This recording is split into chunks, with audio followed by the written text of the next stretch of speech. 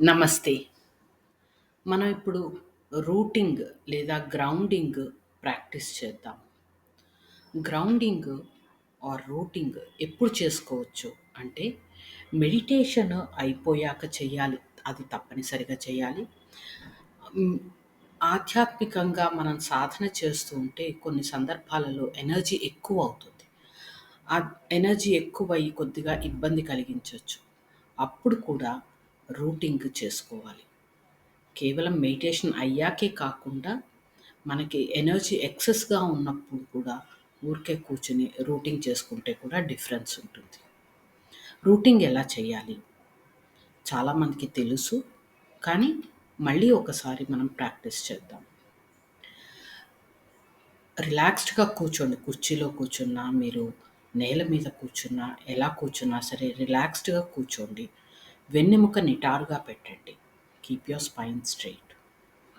Base of the spine నుంచి, వెన్నెముక చివరి భాగం నుంచి, అరికాళ్ళ నుంచి భూమిలోకి వేళ్ళు, పెద్ద చెట్టుకి ఎలా అయితే థిక్ రూట్స్ ఉంటాయో అలా వేళ్ళని భూమిలోకి దింపండి.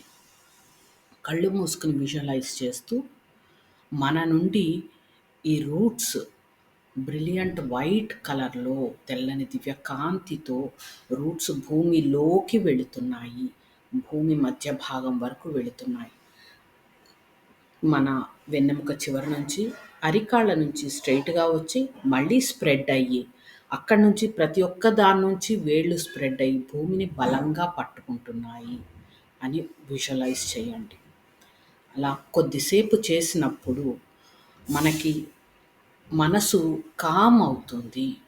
ఫోకస్ పెరుగుతుంది. రూటింగ్ అనేది చాలా చాలా ఇంపార్టెంట్.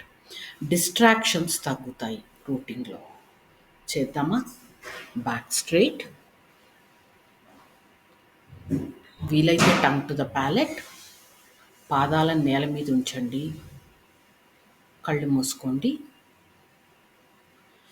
వెన్నెముక చివర నుండి, అరికాళ్ళ నుండి భూమిలోకి బ్రిలియంట్ వైట్ రూట్స్ వెళ్తున్నట్లు విజువలైజ్ చేసుకోండి. డీప్ 3 ఫీట్, 5 ఫీట్ వరకు రూట్స్ వెళ్తున్నాయి. అక్కడి నుంచి స్ప్రెడ్ అవుతున్నాయి రూట్స్. చిలవలు పలవలుగా రూట్స్ పెరుగుతున్నాయి. భూమిని బలంగా పట్టుకుంటున్నాయి. ఇంకా అక్కడి నుంచి ఇంకా స్ప్రెడ్ అవుతున్నాయి రూట్స్. భూమి లోపలికి 3 మీటర్లు, 5 మీటర్ల లోపల వరకు భూమిలోకి వెళ్తున్నాయి. Inhale slowly, hold, exhale slowly, hold. Continue deep breathing. Deep breathing చేస్తూ రూటింగ్ కూడా కంటిన్యూ చేయండి. లావాటి రూట్స్ ఉండాలండి, సన్నవి కాదు. అరికాళ్ళ నుండి వెన్నెముక చివరి నుంచి లావాటి రూట్స్ కిందకి వెళుతున్నాయి. స్ప్రెడ్ అయ్యేవి కూడా థిక్‌గా ఉన్నాయి. భూమిని బలంగా పట్టుకుంటున్నాయి. I am strongly rooted and connected to Mother Earth. Let Mother Earth be blessed with good air, good water, good soil, good energy.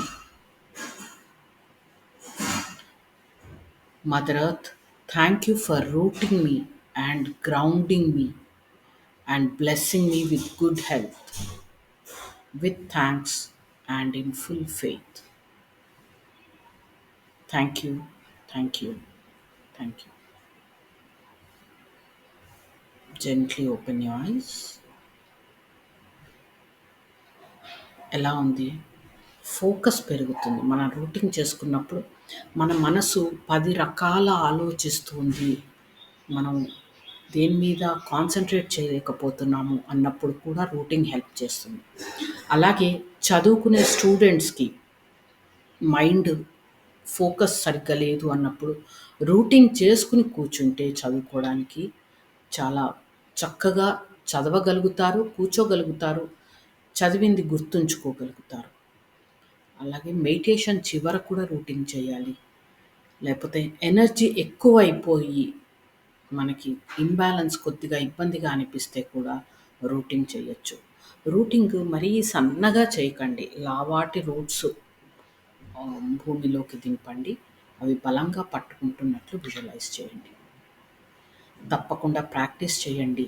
Me experiences కామెంట్స్‌లో షేర్ చేయండి. Thank you.